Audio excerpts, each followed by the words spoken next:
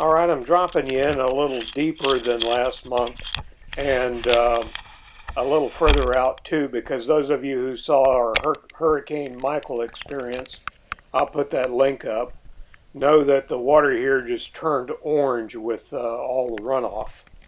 And it's a wonder that we're seeing any fish at all, really.